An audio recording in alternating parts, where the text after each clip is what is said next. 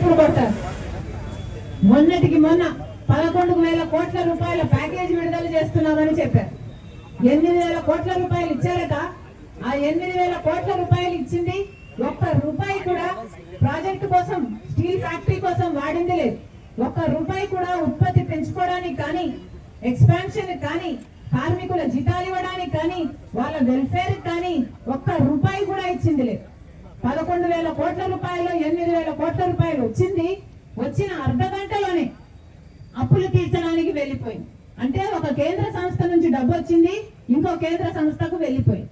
మరి ఏం ఉద్ధరించినట్టు BJP party? ఇంకా ఇవ్వాల్సింది 3,000 కోట్ల రూపాయలు.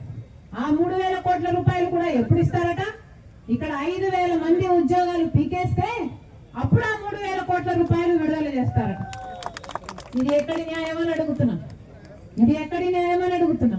ఇప్పటికి 2,000 మంది ఉద్యోగాలను తీసేశారు. ఒకరు కాదు, ఇద్దరు కాదు, 100 కాదు, 200 కాదు, 2,000 మంది ఉద్యోగాలు. అంటే వాళ్ళ కుటుంబాలు వాళ్ళ మీద ఆధారపడి ఉంటాయి. 10,000 మంది జీవితాలను ఎఫెక్ట్ చేసే డిసిషన్ ఎట్లా పడితే అట్లా, ఒక పద్ధతి లేదు, ఒక ప్రొసీజర్ లేదు, ఎందుకు తీస్తున్నారో చెప్పలేదు. 2,000 మంది, దాదాపు 2,000 మంది ఉద్యోగాలు పీకేశారు. ఇది ఎక్కడి న్యాయం అని అడుగుతున్నా. ఎవరి ఉద్యోగాలు పీకేశారు? ఇక్కడ పని చేస్తున్న వాళ్ళ ఉద్యోగాలు పీకేశారు. ఇందాక ఒక అన్న చెప్తూ మాట్లాడారు, మేము భూములు ఇచ్చాము ఇక్కడ, మా పూర్వీకులు భూములు ఇచ్చారు, ఇక్కడ మా బ్రతుకులను ఇచ్చాము ఈ ఫ్యాక్టరీకి, మా రక్తాన్ని ఇచ్చాము ఈ ఫ్యాక్టరీకి. కానీ ఈ రోజు మాకేం చేస్తుంది ప్రభుత్వం అంటే, ఇదే భూమి మీద కన్నేసి మమ్మల్ని ఉద్యోగాల నుంచి తీసేసి ఈ భూమిని అదాని లాంటి వాళ్ళ కట్టబెట్టాలని చూస్తుంది. ఇది అన్యాయం కాకపోతే దీన్ని ఏమనాలి? ఈ నాయకులు ఛాతిలో ఉన్నది గుండెనా బండనా? ఏమనాలి వీళ్ళని?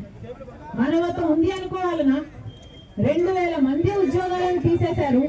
ఇక రాబోయే 2-3 నెలల్లో ఇంకో 3,000 మంది ఉద్యోగాలు తీసేస్తారట. ఈ 5,000 మంది ఉద్యోగాలు తీయకపోతే అసలు ఆ 3,000 కోట్ల రూపాయలు ఇవ్వరట. ఎవరు డిసైడ్ చేశారండి? ఎవరు హక్కు ఇచ్చారు మీకు? అసలు చంద్రబాబు గారిని కూడా ప్రశ్నిస్తున్నాం. మీరు ఈరోజు ముఖ్యమంత్రిగా ఉన్నారు. ముఖ్యమంత్రి స్థాయిలో ఉన్న వాళ్ళు ఒక సంస్థలో 2,000 మంది ఉద్యోగాలను తీసేస్తే కనీసం స్పందించాల్సిన అవసరం లేదా? కూటమి సర్కార్ని అడుగుతున్నాం, జనసేన పార్టీ నాయకుడు పవన్ కళ్యాణ్ గారిని అడుగుతున్నాం, బీజేపీ పార్టీని అడుగుతున్నాం. ఇక్కడ వాళ్ళు ఓట్ చేస్తే మీకు అధికారం వచ్చింది. ఇక్కడ పక్కనే ఎమ్మెల్యే ఏమో జనసేన, ఇంకొక ఎమ్మెల్యే ఏమో టీడీపీ. మరి అలాంటప్పుడు ఒక్కరైనా వచ్చి ఆదుకున్నారా? 2,000 మంది ఉద్యోగాలు పోతే ఎందుకు రాలేదని ప్రశ్నిస్తున్నాం. ఇదే కూటమి సర్కార్, ఇదే చంద్రబాబు గారు ఇచ్చిన మద్దతుతో ఈ రోజు బీజేపీ అధికారంలో ఉంది. అసలు చంద్రబాబు గారు మద్దతు